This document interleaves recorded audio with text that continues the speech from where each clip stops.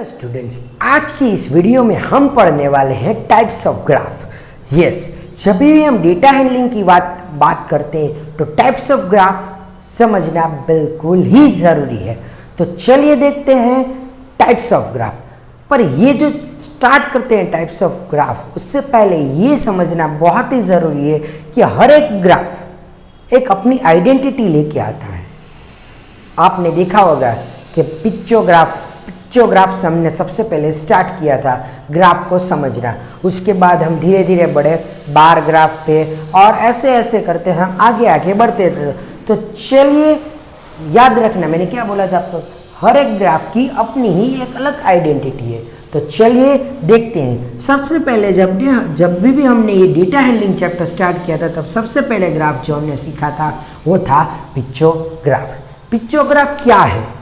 यानी कि अगर एक सिंबल हो, आपको इस तरीके से एक सिंबल हो, उसको रिप्रेजेंट कर दिया गया हो 100 से।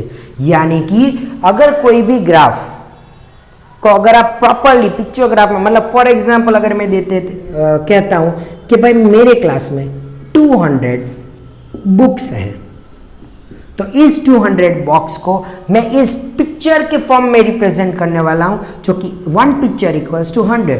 तो फिर अगर मैं 2 पिक्चर ड्रॉ करता हूं तो क्लियरली समझ में आ गया कि ये 200 है। वैसे अगर मैं आपको बोल दूं कि in my class there is 150 textbook, तो किस तरीके से आप ड्रॉ करोगे कि 1 पूरा सर्कल आप ड्रॉ कर लेंगे और दूसरा जो सर्कल होगा वो हाफ ड्रॉ करेंगे। इसको कहते हैं पिक्चोग्राफ। ये जब हम छोटे थे तब करवाया जाता था। क्यों?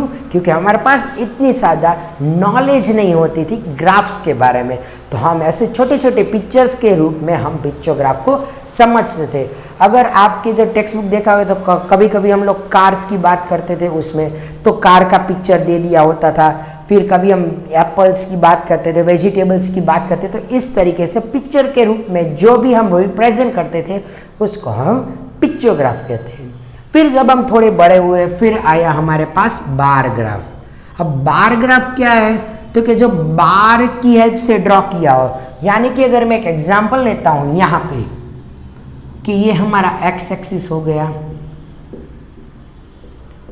ये हमारा हो गया वाई एक्सिस, यहाँ पे हो गया 0, और इस ग्राफ पे अगर मैं कोई भी डेटा को रिप्रेजेंट करता हूँ इस तरीके से ग्राफ के फॉर्म में, उसको हम कहते हैं बार ग्राफ। बार ग्राफ ज़्यादातर किसी भी इंडिविजुअल पर्सन के ऊपर या इंडिविजुअल टॉपिक या थिंग के ऊपर अगर हम बात करते हैं तब हम बार ग्राफ को यूज़ करते हैं। जैसे कि फॉर एग्जांपल अगर मैं लेता हूँ कि फॉर एग्जांपल रवि एक बच्चा है एक क्लास में, उस रवि की अगर हम बात करते हैं कि उसको एनुअल एग्जाम्स में कितने मार्क्स आए और उस सभी मार्क्स को हम एक ग्राफ के वे में रिप्रेजेंट करने वाले हैं, तो उसको हम कहते हैं बार ग्राफ। यानी कि इंडिविजुअल पर्सन्स की जगह हम बात करते हैं।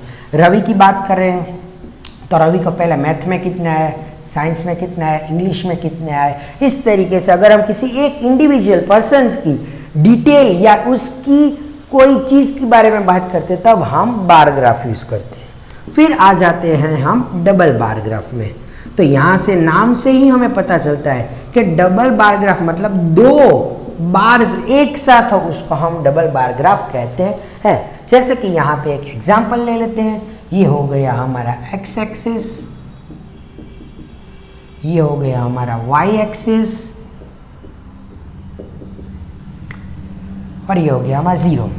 बात करते हैं, यानी कि अगर अब मैं 2 बच्चों का नाम ले रहा हूँ, रवि और राहुल। ये रवि और राहुल दोनों ही बच्चों के मैं एनुअल एग्जाम्स के मार्क को कंपेयर करना चाह रहा हूं, तो मैं किस तरीके से करता हूं आइए देखते हैं। फॉर एग्जांपल जो पहला वाला बार होगा, फर्स्ट बार, वो रवि का होगा और जो दूसरा वाला बार होगा वो होगा राहुल का।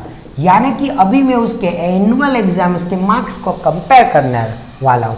फॉर एग्जाम्पल अगर मैं पहले बात करता हूँ मैथ, तो मैथ में रवि को ये आया है और राहुल को आ गया उससे ज़्यादा। क्या मैंने किया यहाँ पे मैंने 2 बार्स को एक साथ जोड़ के रखा है, किसी भी जगह को छोड़े बगैर। तो ये हो गया हमारा डबल बार ग्राफ। फिर अगर मैं बात करता हूँ इंग्लिश की, तो इंग्लिश में भाई रवि को ज़्यादा आए और राहुल को कम आए। अगर मैं बात कर दूँ साइंस की, तो साइंस में दोनों ही को सेम मार्क्स आए हैं। तो क्या हमने देखा कि भाई जो डबल बार ग्राफ है वो हम किसी दो पर्सन्स की एक ही चीज़ के ऊपर की कंपैरिजन की बात करते हैं। जी हाँ, आपने सही सुना, मैं बोल रहा हूँ कि डबल बार ग्राफ हम कंपैरिजन पे यूज़ करते हैं। अब इसी तरीके से अगर मैं आप मुझे ये बताइए कि अगर मैं किसी ग्राफ को सर्कल के फॉर्म में रिप्रेजेंट करता हूँ, यस जी हाँ, अगर मैं किसी ग्राफ को सर्कल के फॉर्म में रिप्रेजेंट करता हूँ तो उसको हम कहते हैं सर्कल ग्राफ। और आपने बहुत कॉमन नाम सुना होगा, वो है पाई चार्ट। यहाँ पे हम क्या करते हैं, जो भी गिवन डेटा होता है हमारे पास, उस गिवन डेटा को हम क्या करते हैं, हम उस गिवन डेटा को एक सर्कुलर फॉर्म में रिप्रेजेंट करते हैं, जिसको हम कहते हैं पाई चार्ट और सर्कल ग्राफ। तो आई होप कि टाइप्स ऑफ ग्राफ आपको बहुत ही इजीली और आसानी से समझ में आ गया होगा। तो आप बने रहिएगा मेरे चैनल पे, मैं ऐसी मज़ेदार वीडियो आपके लिए लाता रहूँगा। Thank you and have a nice day.